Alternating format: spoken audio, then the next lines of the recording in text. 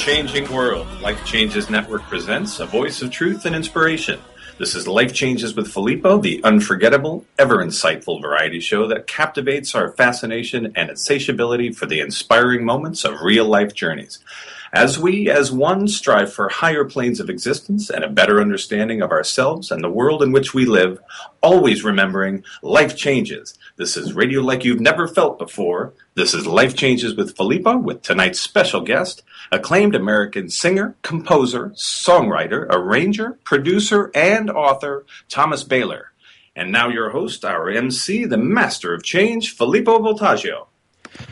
I am excited about today's show. I am excited for many reasons. The main reason is because Thomas BÄHLER is on our show, and Thomas is a big guy out in the world and has done some really exciting things, and Thomas is a friend. So being able to talk to him about what he's passionate about has always been one of my greatest joys every time we got together. And today we're going to talk about one of his greatest passions, and that's Aesop. And you know, it's interesting. As we were getting ready for this show, we were talking about Aesop amongst the team here at Life Changes and how important Aesop has been in our lives. Ironically, we also talked about Thomas BÄHLER and how important he's been in our lives. Because he's friends with the whole team, actually, and thanks to Mark Lejour, who introduced us to him many years ago at this point. But speaking of many years ago, when I was growing up, and most of us within my generation, and even a couple generations younger than me, and certainly a couple generations older than me, we grew up with Aesop's fables. Actually, I take that back. Probably all the generations older than me grew up with Aesop's fables. But in my case, and within this certain period of time, they were turned into cartoons. And we watched them on TV growing up. And we loved them. And I don't know, we found them funny, we found them interesting, we found them engaging.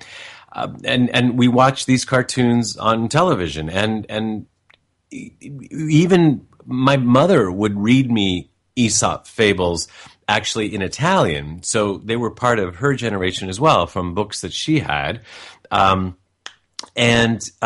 And we'd talk about the morals and all of that. And it was actually fun. It was like learning, but it was like not learning. It was because most of them were about animals. And so we'd laugh at like the tortoise and the hare, or, the boy who cried wolf, or, the milkmaid and her pail. I mean, I'm sure you all know exactly what I'm talking about. So we'd laugh, or we'd make we'd make a story of our own, and this is how they should have done it. And we started getting creative and using our imagination. And then, I have nieces and nephews now, and I sit and watch TV, although rarely with any of them, because their parents would rather they watched videos that they pre-select. But on the rare occasion that we do watch TV, I don't see Aesop fables. And instead what I see is a lot of people-looking cartoons killing each other, literally shooting each other, and having wars against each other, and gaming. It seems to be mainly about wars, or about battles, or about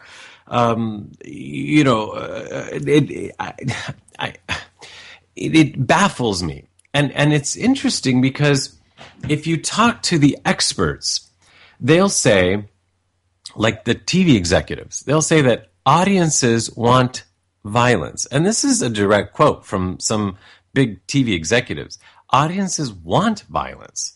If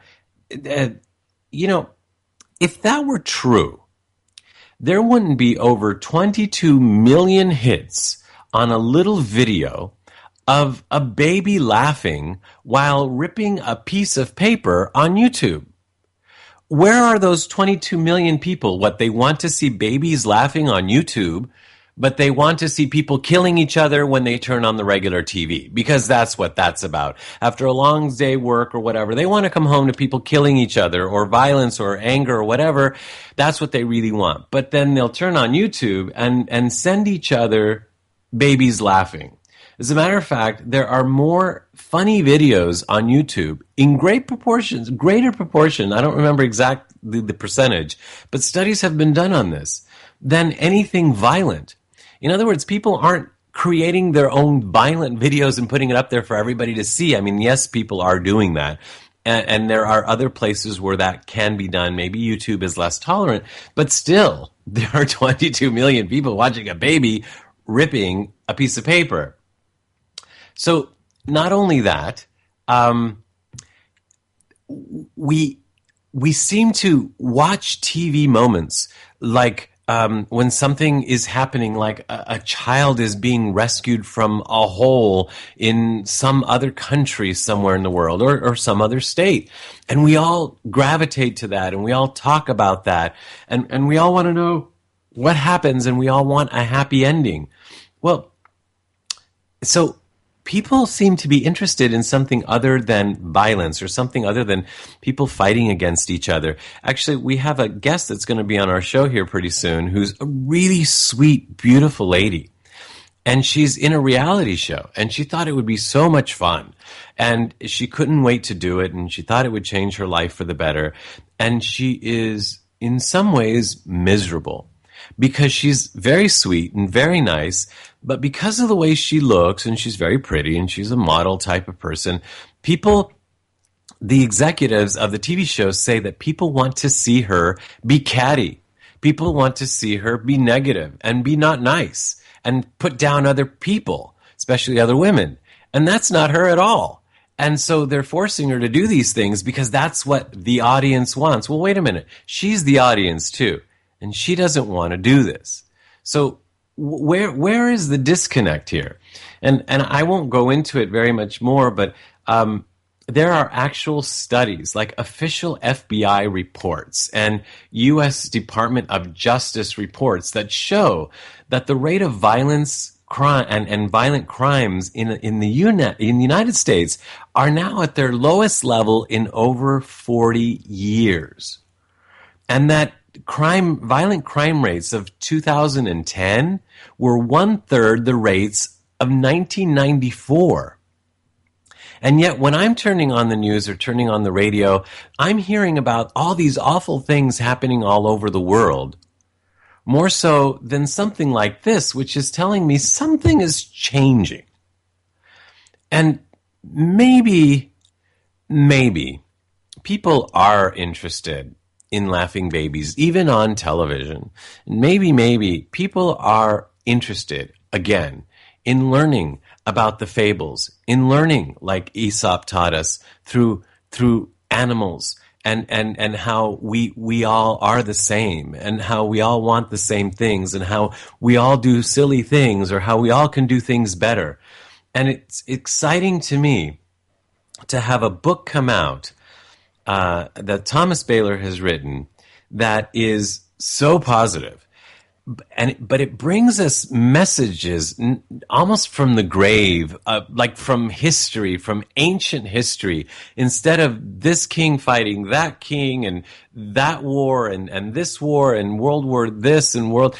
It's a simple story about a man who was a slave and then became one of the most important people in the world, actually, and an advisor to one of the most important people in the world at the time. And this story starts taking place in 620 BC. And that's Aesop. And that's the guy whose fables some of us grew up with. And I can't wait to talk to Thomas more about this, because that, although that's Aesop, there's so much more to him and so much more that we can learn than just even the fables. And so for that, we're going to cut to a break and come right back with Thomas BÄHLER right after this. Clean water is not enough. Reverse osmosis, distilled water, and most bottled waters are devoid of naturally occurring minerals. They are acidic, unstructured, and hard to absorb and rob minerals from the body. IonWay's ionizers produce a superabundant supply of powerful antioxidants in each glass. Ionized water has a reduced molecular cluster size and a negative charge, hydrating you up to 6 times better. Water from an IonWays ionizer will help you restore your body to its natural pH balance, boosting your vitality. And ionized water more effectively flushes acidic toxins from within your body. Drink the healthiest water available today. IonWays Water Systems, their water changes everything. To learn more about IonWays Water Systems and how you can own one today, visit our website at lifechangeswithfilippo.com and click on our sponsor page. You are listening to Life Changes with Filippo on the BBS Radio Network with your host, Filippo Voltaggio. You can visit us online via Twitter and Facebook and at lifechangeswithfilippo.com. That's Filippo, Filippo. We're back, and we have Thomas BÄHLER on the show. Now, Thomas BÄHLER has enjoyed a long and distinguished career in the entertainment industry. He composed music for Quincy Jones, Michael Jackson, directors Steven Spielberg and Barry Levinson, magicians Siegfried and Roy, Superbowl Halftime Shows, and a number of other high-profile stage productions. As a songwriter, he's written many hits, including She's Out of My Life. I love it. Another song, Living in a House Divided, and Julie, Do You Love Me? Thomas created vocal arrangements for the landmark charity event We Are the World, as well as for Barbra Streisand, Billy Joel, and the motion picture version of The Wiz. He served as music director for a number of events sponsored by the White House, including America's Millennium, Points of Light, and President Clinton's inaugural concert. Tom has also served as music director and arranger for the Kennedy Center Honors, and now he has written this book called Anything is Possible, A Tale of Aesop, and that is his first novel, and I believe this is his very first interview on it, and we are honored to have you here. Thomas BÄHLER, welcome. Thank you. Nice to be here with you, Filippo. You know, we have not gotten to see each other for such a long time because you went off to Greece to really take in everything that you could since Aesop came from Greece. And you almost like became, I don't know, you almost like had this relationship with him where it was just you and him. I mean, what happened during this time? When I went to Samos, it was to experience where he lived. I wanted to walk the ground that he walked. And then I went revisit. I've been to Samos several times, and the other times I've gone to Turkey, which is where Lydia was, where King Croesus lived, who was the king for whom Aesop served as an ambassador. And then I also went to Egypt and to Sais, where King Amasis II ruled. And these are all characters in my book, but they're also historic characters. So this was a great amount of fun, and it was wonderful to walk the ground that they walked and look at the mountains that they saw and see the streams that they saw. It was. Go ahead. It is so you. I mean, when you do something, you completely immerse yourself in something. Like when you were describing to me what it was like working with Michael Jackson or Quincy Jones on "We Are the World" or other songs and other things, like you were 100% there. Could you describe where does that come from, or what goes on in your mind that you just become one with what you're doing? Well, I think I have to give my father, and gladly give my father credit for that, because as we were growing up, I have a brother who's 2.5 years older, and we were almost like twins. And when growing up, Dad basically said, whatever you undertake, give it all you have, and live in it in the moment. So I had some wonderful training from my father, who coincidentally didn't have a father. His father died when he was 4. My brother and I could never figure out where this man became such a blessed father, but he certainly was. So, yeah, I think I was trained that way without being trained. It does make sense, and I speak from experience, not only knowing you, but I remember one of my fondest memories of you was when you took an energetic alchemy class with Dorothy teaching and me co-facilitating, and you walked in the morning of the first day of the class, and you said, "My day has been so fucked up. and I remember that. was, yeah, and you were serious, and yet you were there. And though you stated that, and though you felt that, you completely immersed yourself in everything that the class was about. And within like minutes, it was almost as if you were teaching the other people what you had just absorbed, like almost instantly. I remember that moment very well, and I also remember the change that I felt. And it was Dorothy and you that brought that about, and that was a wonderful lesson in itself. You know, as a matter of fact, what you said was a little later, whether it was an hour or two or whatever. You literally said, "My life is so not fucked up right now," and you had this big smile on your face, and you're just adorable that way. But anyway, what endeared you to? We know what has endeared us to Thomas all these years. From knowing you and also from knowing your music and some of what you've done. You've made a lot of people happy. You've made a lot of people smile. What was it that endeared you to Aesop? Well, I loved his fables, as most of us did growing up. And I was filling a library. I bought a home with a library, and I was filling it with books. And I was subscribing to a lot of book subscriptions. You know, they would come in. I'd get 6 or 8 books a month, and I would look through them and read the prefaces to all of them.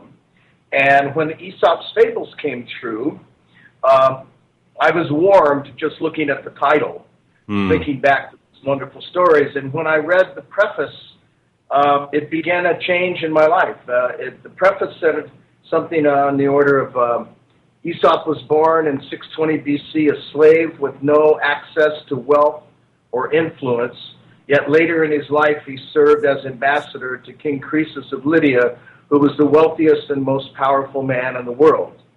And at that point I asked a question, which was, how did he do that? And the instant that I asked that question, Filippo, I felt a surge of energy go through me that was a little shocking, and it was like a chill, but it wasn't cold.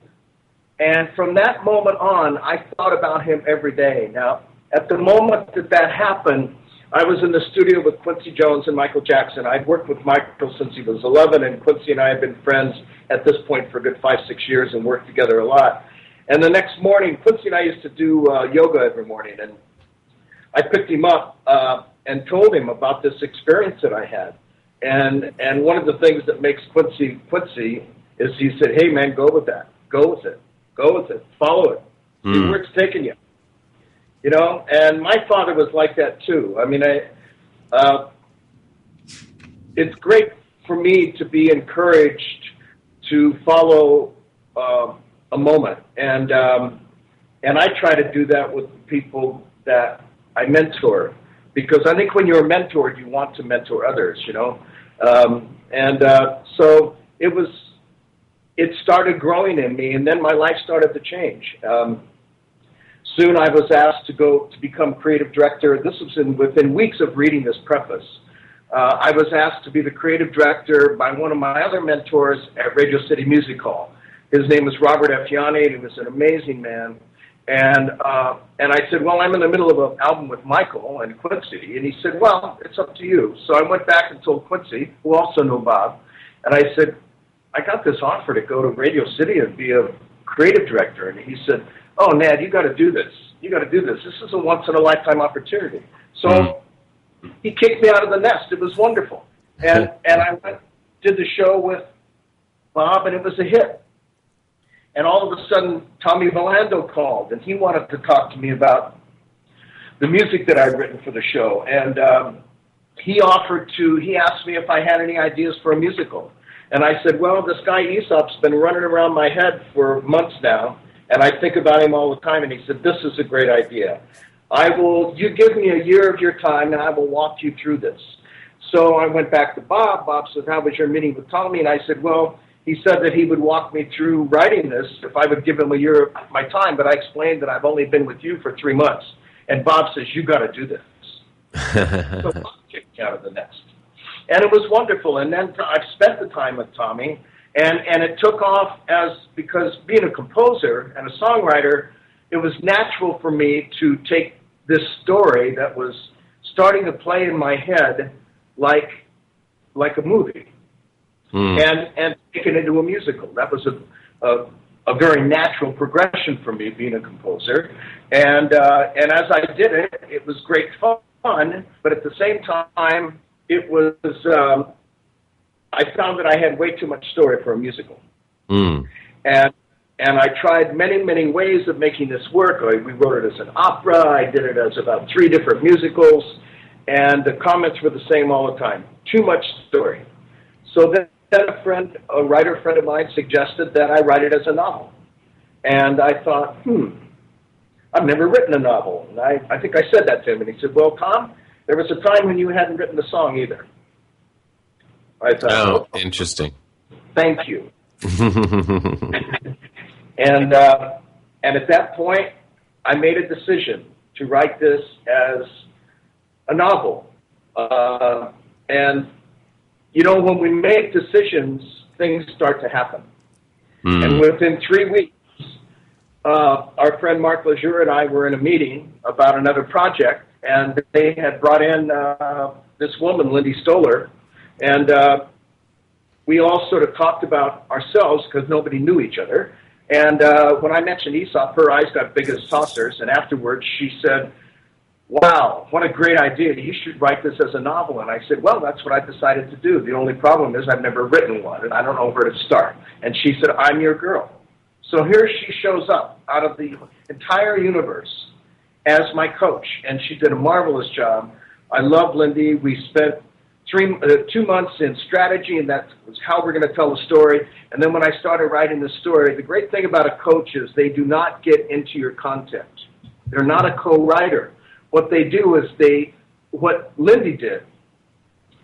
Lindy never touched my content, but how I delivered my content, she was all over like white on rice. So as I'm writing the book, I would send her a chapter at a time. And I love Lindy because she's not like a mother coddler. She was very businesslike. And she would call and say, okay, I got this chapter, page 3. What in the world are you talking about?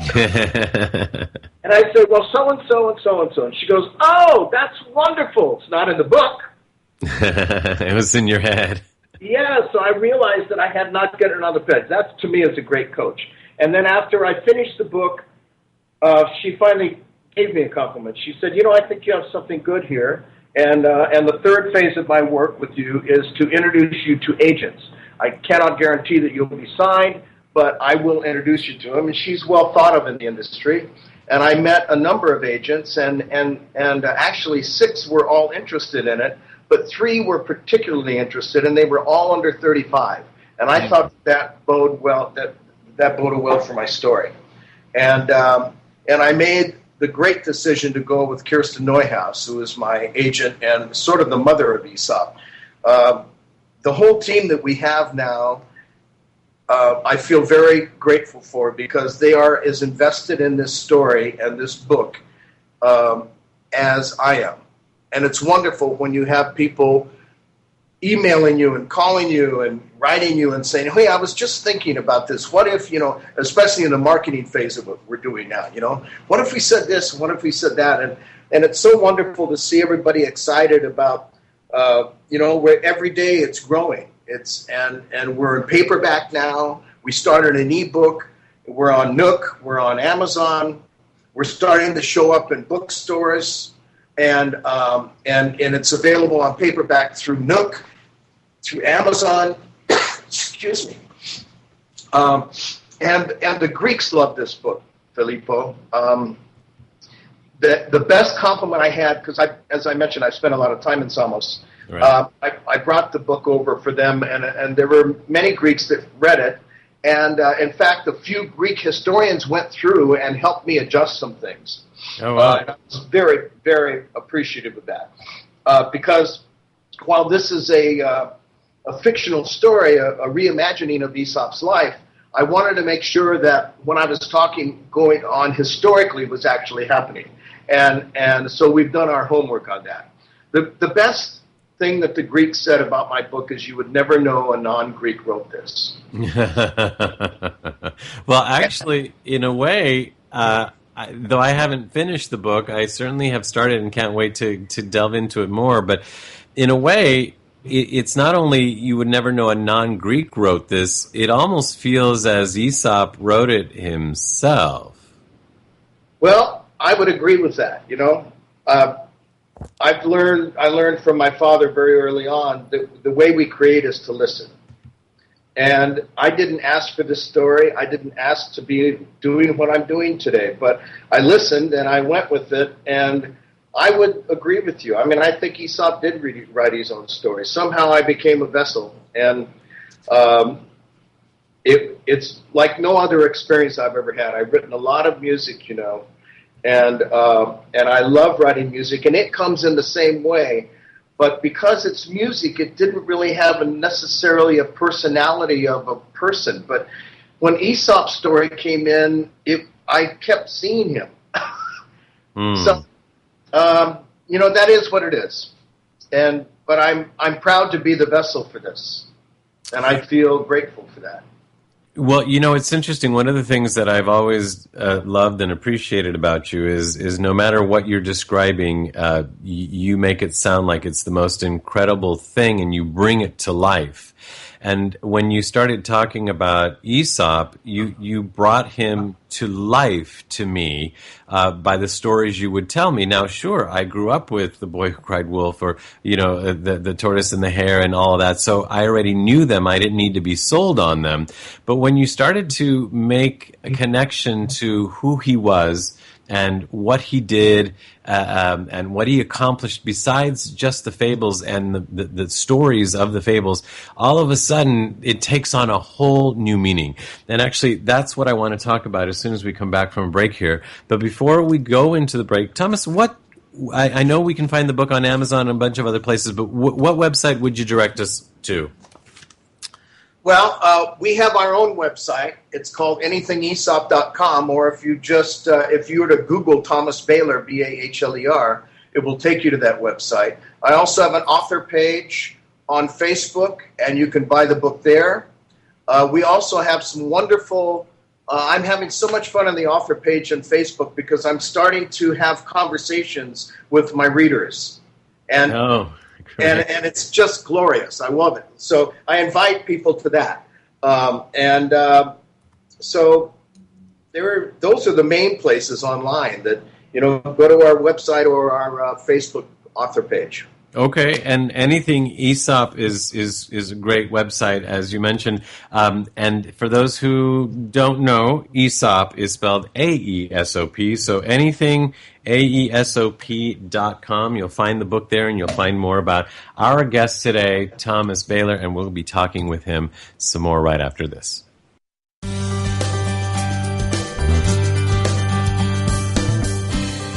There are self-help seminars costing thousands of dollars guaranteeing miraculous transformations. There are compelling speakers and life-changing weekend experiences where you can walk on fire. They all deliver revelations that guarantee you'll come back for the more expensive revelations filled with even greater wonder next month on Fiji.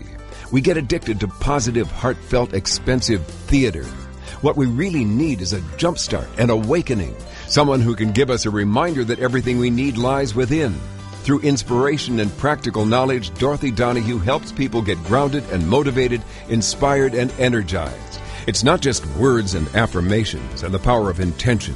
It's a mindset brought about by a tangible, transcendental experience, an audio-visual, physical, spiritual experience that helps us realize we transform ourselves. We get tools to become the conscious co-creators of lives of unlimited potential.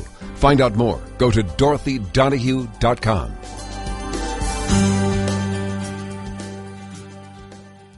You are listening to Life Changes with Filippo on the BBS Radio Network with our host, Filippo Voltaggio.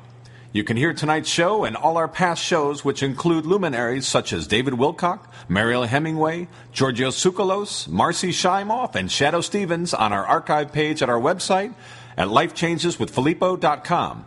That's Filippo, Filippo.com. Remember, you can also connect with us via Twitter and Facebook, and now in our own community at lifechangesnetwork.com, where real people come together to share real life in real time. That's lifechangesnetwork.com. Well, we're back, and our guest today is Thomas Bahler, if you're just joining us, and we're talking about his first novel, Anything is Possible, A Tale of Aesop. Now, one of the most fascinating things about Aesop and the book to me is that as I started reading it, I thought, oh yeah, this is kind of like what The Secret is talking about, and the film and the book, and yeah, this is kind of like what so-and-so says and what Abraham says, and oh, wait a minute. This took place in 620 BC. This story is about a man who was a slave, and yet I'm reading it as if it's something that was today, that it happened today, and somebody changed their life today. Slaves didn't become free men back then. It just didn't happen. And here's a man who did. And Thomas, you do such a great job of bringing that to life and bringing it into our consciousness in the sense of, can you see what this man did? And this is how he did it. Can you share with us the this is how he did it without giving too much away? Well, yes. I think one of the reasons that this story is relevant today, even though it was set in 600 BC during Aesop's life, is that human nature has not changed. And the more I delved into Aesop's fables, the more I really drilled down, and if you live with something long enough, it becomes a part of you. And these fables started to just kind of circulate in my bloodstream. And what came out of that for me was that Aesop had a love for humanity. He did not preach. He did not. His fables are not about religion or culture or politics. They're about human nature. And we accept them because so many of them are written about animals, which we can all listen to. And the fable itself, he created the fable. And the fable as a form is a story in which the listener discovers the meaning. So it would be one thing for me to come up to you, Filippo, and tell you that I think something of you. That let's say that I don't like your hair, which would be the furthest thing from the truth, because in reality, I'm very jealous of it. But if I would come up and say, Filippo, I don't think that haircut looks good. Well, somewhere deep inside you, you're thinking, buzz off.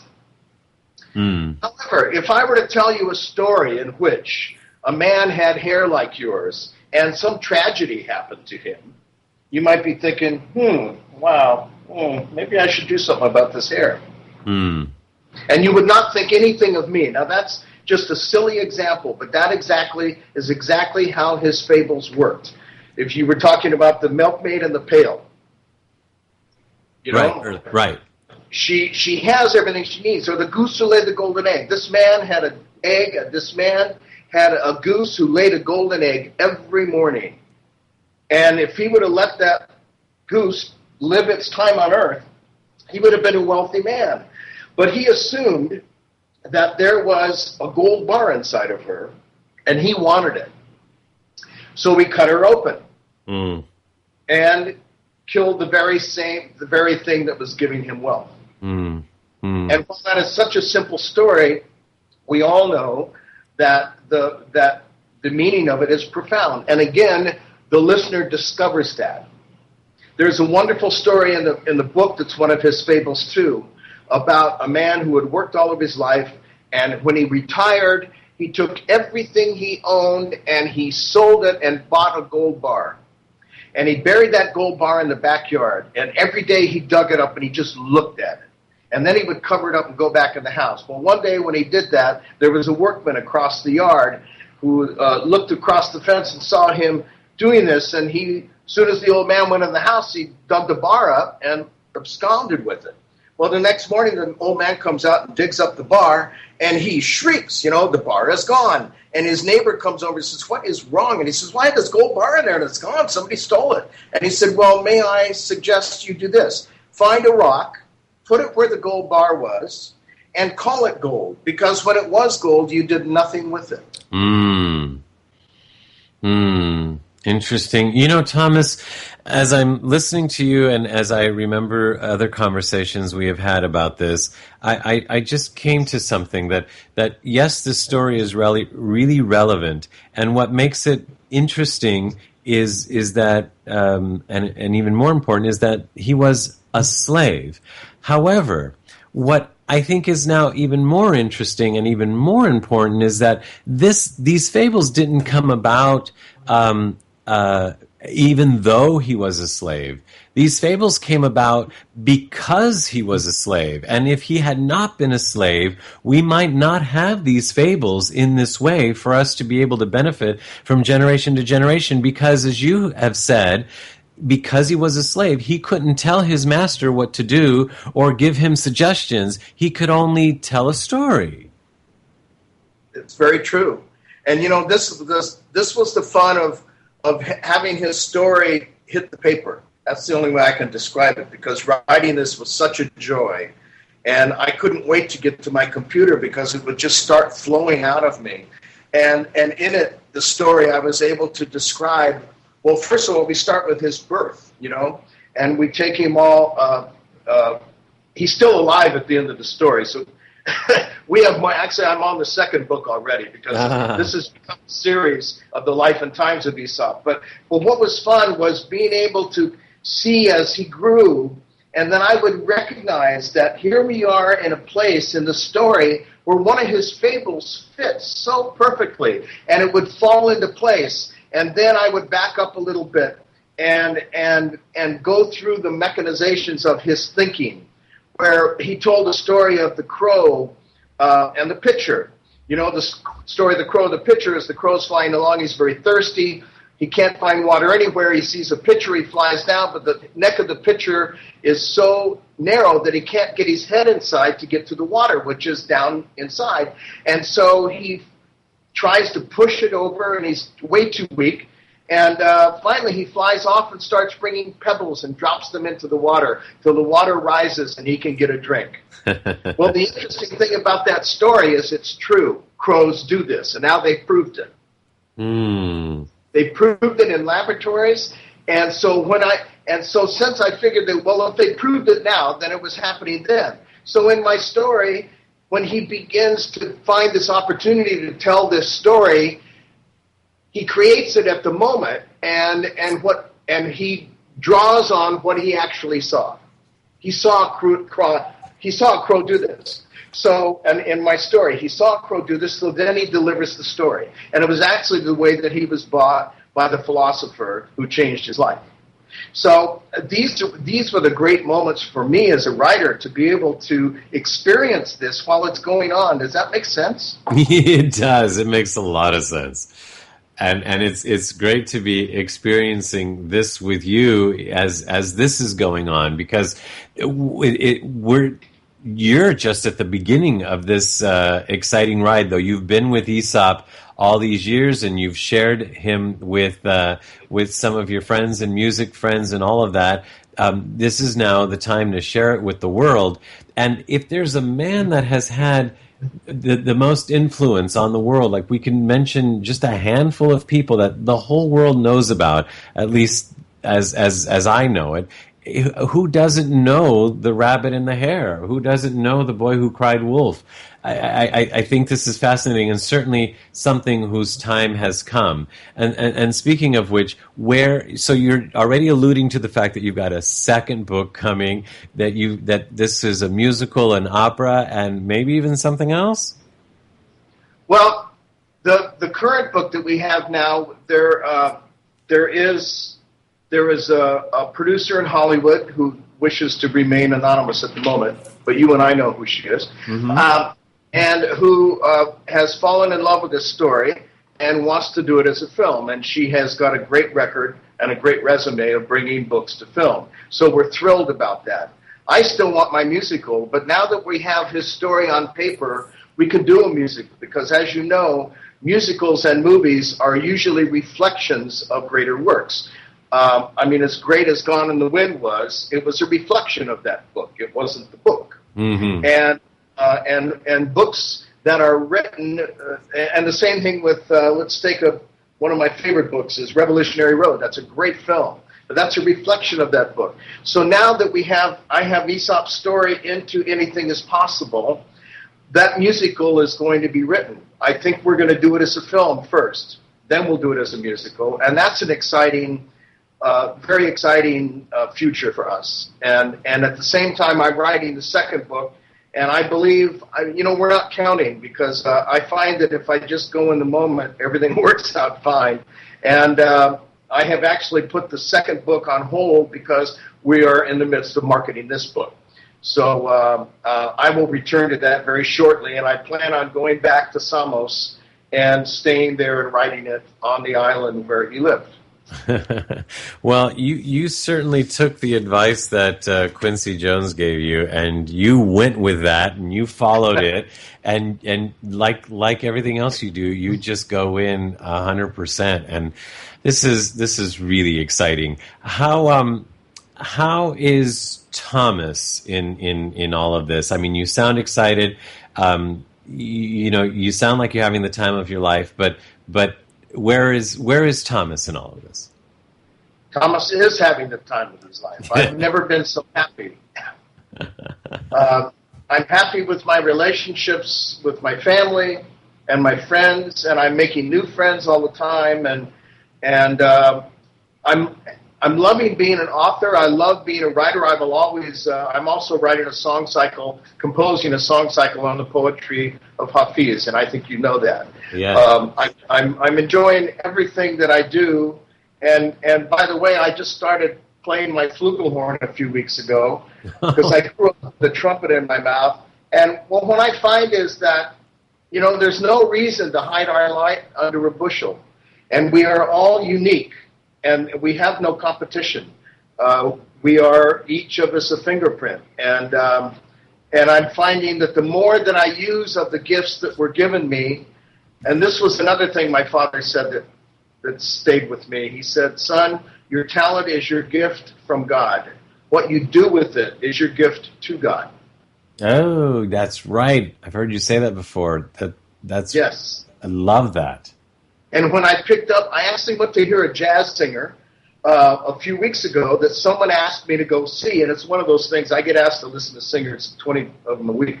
And I went there to just be cordial and listen, and, I always walk in with no expectations, and stayed for 3 sets. And her trio was so exciting, and she is so exciting and so ebullient that I felt myself wanting to sit in with the band. So I told the guys, I said, I haven't thought about this for a long time, but I kind of want to sit in. And they said, well, do it. And I thought, well, my flugelhorn's in storage in California, so I just picked up another one the other day. And that is another area. And I was with Russ Titleman last night, and Joe Henry was another wonderful author. And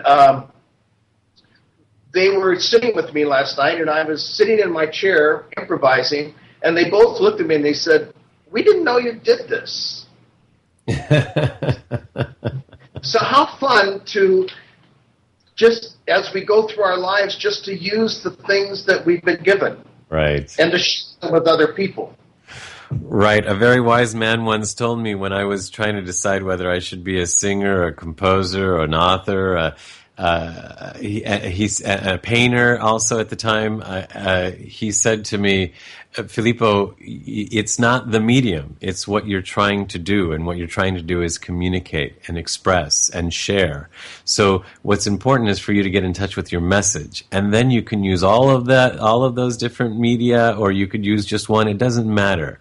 And that's what I see that you're doing here, is that you have taken all of your expression, and you've at times put it into music, and now put it into a book. And if you pick up the flugelhorn, that flugelhorn is going to express like it never did before. So more power to you, my friend. Thank you. And this is all ties in with Aesop in my mind as well, because this is what he did. He was a fortunate man in being educated. As you read the book, you'll see how he was educated and why. And then when he went from being in a pretty good situation to abject slavery, he did what all of us would do personally. It was like, Why did this happen to me? I did everything everybody asked me to do, yada, yada, yada, the stuff that we do that gets us into the hole. And I heard a guy once say, if you find yourself in a hole, stop digging. And that's what Aesop did. He finally asked himself, what's different between my life now and then? And as he started to just look at him as an observer, he realized that even though he was a slave, he was in charge of himself. So he was actually free. And once he realized that, his life changed. Because he knew in his heart that he was free. He thought, well, my mom was great to me. Well, that's wonderful. It was easy to go along with her, but whose choice was it to go along with her? It was mine. And Theseus, my master, educated me. He called me Bright Eyes. Well, that was wonderful. It was easy to do.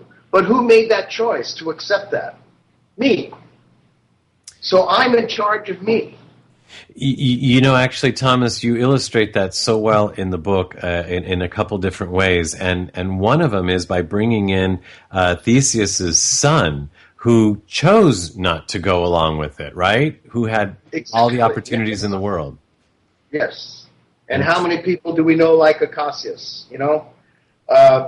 And that's not to be negative about him, but I know people like this who things come their way and they kind of go, okay, fine, you know, but they don't really I think when we exert ourselves, that's when joy begins. This is my opinion. And it's wonderful to receive a gift, but don't we feel better when we give a gift? I do, but I thought that was just me. Yeah, I think we all do. And of course, that's a two-way street. All relationships are a two-way street. So I have learned so much from Aesop, just in writing about him, and into really absorbing his fables. And there are 646 of them out there, and I can tell you that they're not all his, because it became a genre. And I cannot tell you how I can tell the ones that he wrote and the ones he didn't, but I can. So I'm sticking to the ones that I know came from him, and I just know it in my heart. Well, and this is a test, so. Well, obviously, your heart has spoken and spoken well. Quincy Jones says about the book, anything is possible is an extraordinary read, a thought-provoking exploration of freedom. It will inspire anyone who has ever dreamed of a better life. And as Thomas says, the level of our success is limited only by our imagination. The book is Anything is Possible, a tale of Aesop. You can go to www.anythingaesop, that's anything, AESOP.com, to learn more about the book, to purchase the book, and of course to learn more about Thomas BÄHLER. And I sure hope that you're going to incorporate a speaking tour around this, or a book signing or something, because I think people are going to want to meet the man who brought Aesop back to life and know more about you. Thomas, thank you so much for being with us and for being who you are. Well, thank you, Filippo, and it's been a pleasure hearing your voice again, and to be with my good friends and the whole organization. So thank you for inviting me. And yes, we do have a speaking tour in the works right now. I'll let you know more about it. Yes, do, and we'll post that on Life Changes with Filippo and on lifechangesnetwork.com so people can come and meet you and experience you as we have. And speaking of your friend, Mark Lejour, he will be right back with us as we do our producer's wrap right after this.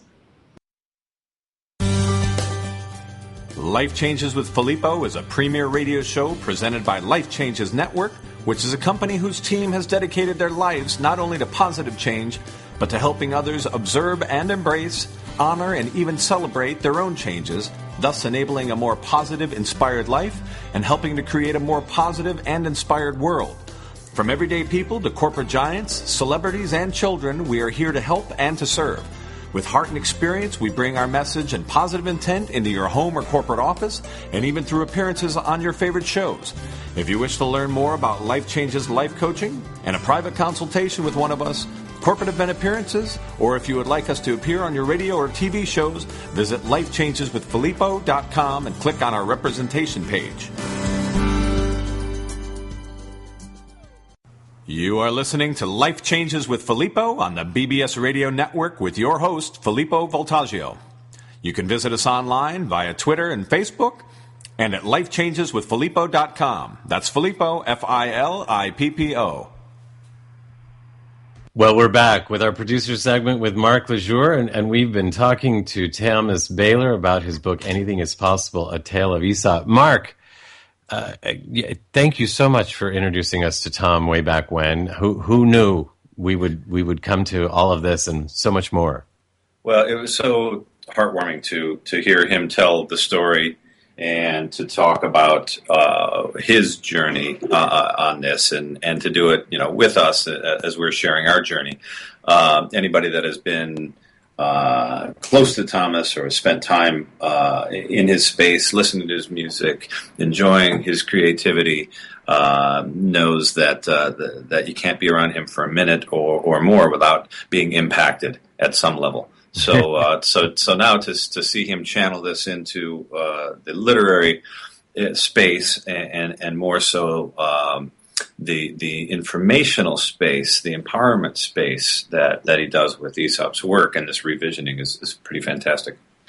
It's interesting. This is indeed Life Changes. And earlier when he and I were talking as we were getting ready to get on the radio, he was saying how much his life had changed, and he was commenting on certain aspects of his life and how we have been a part of that.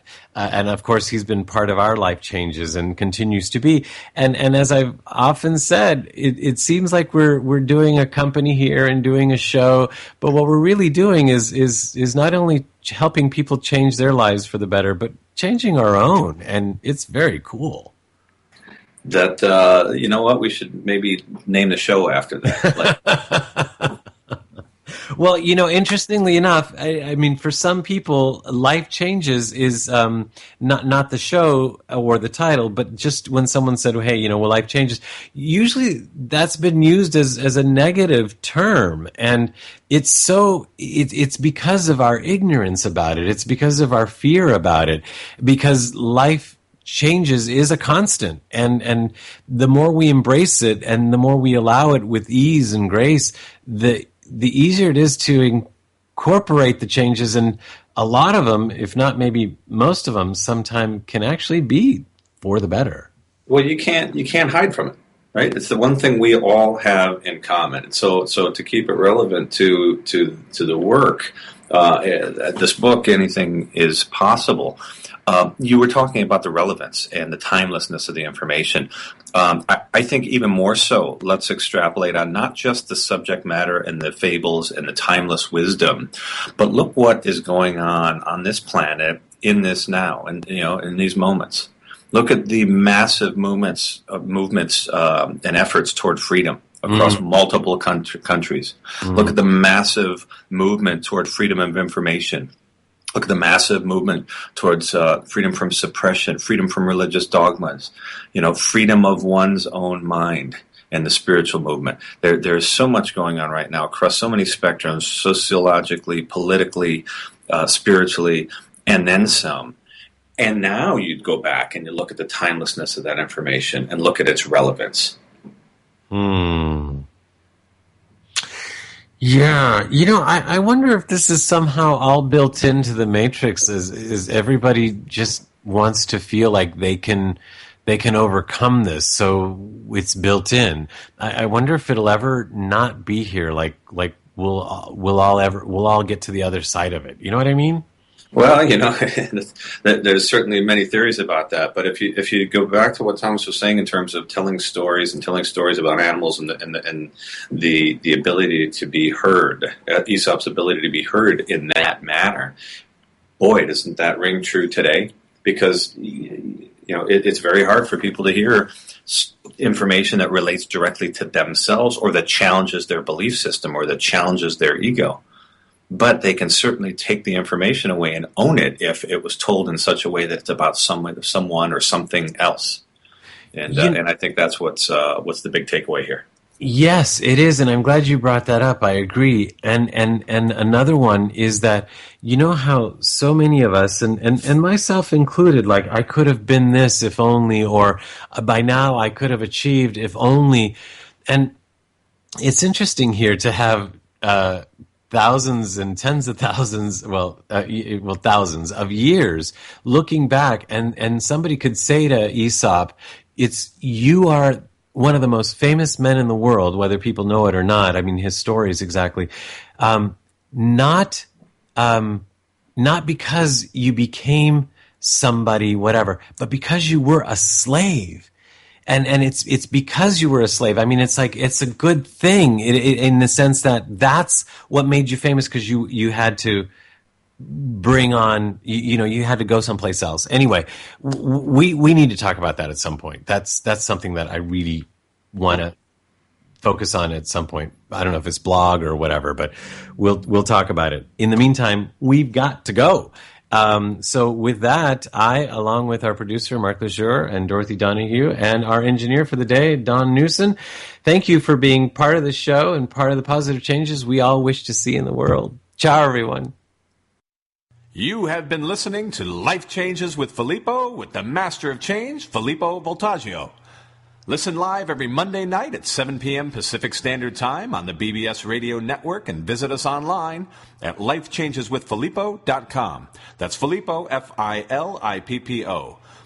Today's show has been made possible in part by our sponsors, Ionways Water Systems, Change Your Water, Change Your Life, and Love and Miracles with Dorothy Lee Donahue. To learn more about them, visit the sponsor page of our website. Once again, join us here next week as we consciously explore and embrace the only constant, life changes. Now's the time.